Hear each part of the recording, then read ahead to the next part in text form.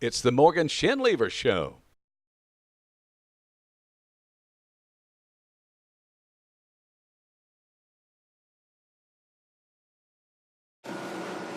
Welcome to the Coach Morgan Shinlever Show, and this is the most fun one we've done, Coach, because you got a win under your belt. The season's finally underway. Absolutely. Big blowout victory. Talk about just the excitement after that victory over Carnes, 59-7. Anytime you can start your season off with a win, you start off on the right foot. It keeps your kids' fires burning going into the second week, and we want to be able to keep that rolling going into district play here in the week after. So it was a great way to start the season. A lot of excitement, a lot of enjoyment, and it all came to a boiling point for us on Friday night. Not only you're focused on the game and the strategy and your players, but can you hear those fans? Did you see the student section? You got your new turf. It was a great event. It was a great atmosphere. Is that something the team gets a part of during the game? Yeah, the atmosphere plays a lot into the energy and the emotion on Friday night. I know that while we're warming up, we couldn't even hear our warm-up music. The stands were so loud. So right. That was an awesome feeling, and the band keeps going.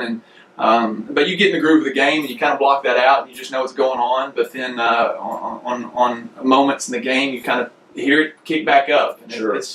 It's just really cool to know you got that much support behind you. Yeah, well, Carnes traveled well, and the place was packed out. Yes, it was fans and Carnes fans. It was a great crowd to start the season off, and that's what we expected. First week of high school football in East Tennessee, so I don't think we could ask for anything better as far as the stands and the crowd and the pageantry and everything that was in it. Sure. Now, you saw a lot of things I know you expected to see, and the fans saw what they expected to see. Let's start with Dawson Hauser. He had a lot of good build-up because of what we've seen of him on the practice field, what we know of the young man, but it looked like excellent game management by your coaching staff and by him on the field. A very good performance. Yeah, absolutely. Dawson showed up. I think he surprised some people with his running ability. He made some good reads, kept us in some good situations. We always stayed in front of sticks. And when you can do that, it makes play calling for our offensive coordinator a lot easier. So he did well as far as managing the game, and that's what we need him to do. Sure. And if he can continue to do that throughout the season, I think we'll be okay. Ty ran well, looked elusive. You got a young line who did a pretty good job, but sometimes Ty seems pretty good at making something out of nothing occasionally. Yes, absolutely. Like I said, that offensive line's growing up each week. Good thing is they've got a senior running back behind them that's got a lot of experience, a lot of carries. So he's probably able to make them feel a little bit better about themselves. Right. With his play, and so if Ty's going to continue to do that, and he's going to bring an offensive line behind him, and he knows how important they are, so we'll be okay. Now, we talked about the offensive line in the preseason. They're very young. We know the growth curve can be fast when you're a new ball player. You can get a lot better in week 2, 3, and 4. How'd you feel about the line's play? Overall, I think they progressed considerably from the first 2 scrimmages. And if they can continue to grow like that, it's going to be that much more beneficial for our offense. But as a unit, they were on the same page for the most part. They graded out. I would say somewhere around average for the night. You wouldn't think that great looking at the score, but that's one thing we're trying to teach the kids. It's the process and going through it daily to get to that point. Now, talk about the defense. You threw a shutout. That 7 points came on a kickoff return when we had to kick it from the 25 to do a penalty. Yeah. So you threw a shutout. You can't do any better. No, we held them under 100 yards rushing and under 100 passing. So, defense I don't think could have played any better from a statistical standpoint. We were able to go out there and play with a lot of speed. And as the game went on, our kids were getting more aggressive, more comfortable. The rust was starting to fall off, so we were able to really pin our ears back and go. Talk about a couple of things that maybe some of us didn't expect, but you did. You have a young freshman wide receiver named London Stephanie. Yes. And now you didn't play a freshman wide receiver because you ran out of bodies. You obviously think this kid can play, and he showed us Friday night he can. Yeah, absolutely. He got in the game early when it was still fairly close. And we were wanting to see how he would adjust to being in that type of atmosphere, that type of situation. And he showed us what we needed to see to continue to feel like we can develop him into a more consistent player on Friday night for us. He's got some things to him you can't coach. You can't coach some of that elusiveness. But he catches the ball well away from his body, runs really good routes, has got some speed for a kid his age.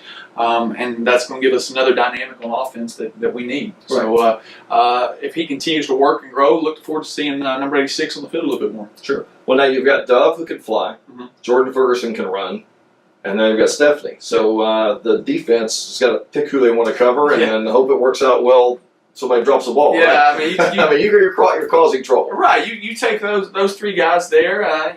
We've got several other good receivers that are in the rotation, and then you throw in a running back that's got a lot of experience, and offensively we're starting to get things rolling for us. We're clicking. Sure. Now, great. Now you're going against Powell, and they had a rough time with Farragut. Right.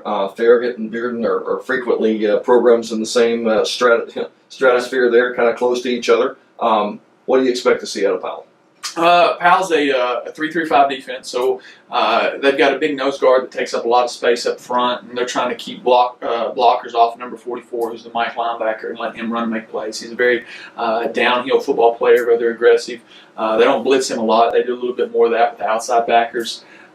So from a defensive standpoint, I think if we can control that center of the line and take care of the Mike backer, we'll be able to move the football down the field a little bit there. Skill position wise on the edges, we're from their secondary. I feel like we match up really well with them. We're going to be able to get behind them, I believe, with our speed. So looking at it that way, I think this is going to be potentially another game where our offense come out, and if they execute, have a good night. From their offensive side of the ball, they've got a really tall receiver, number 2, looks very similar physically to our number 4, Jordan Ferguson, who runs real well on the deep ball, catches the tunnel screen well as well. Quarterback's returning from last year. He was a freshman. He's a sophomore this year. He's more of your typical stand in the pocket, throw it type kid. He's not going to do a whole lot with his feet. Mm-hmm. They're going to run it just enough probably to try to keep us honest. But overall, we're going to be seeing offense. Our defense is more built for defending. Sure. Now everybody knows Hardin Valley first district game is in 2 weeks. Hardin Valley has a week off. Mm-hmm. You just won big. How do you make sure your football team doesn't peek ahead? I think you do that by making sure you constantly focus on the process daily, the fundamentals daily, the technique, the intent, and the purpose on a regular basis. And what we're wanting to do is not just based off of next Friday or the Friday after that. We're wanting to get better each and every day out. So when a challenge does come up that we should struggle with, we're going to be prepared for it. Great. All right. Great job this week. Can't wait to see the game at Powell Friday night. You can watch it on Diamond Clear Media if you're not there, but be there. It's going to be a great night. Excellent. Thank you. Thank you. Appreciate it. All right.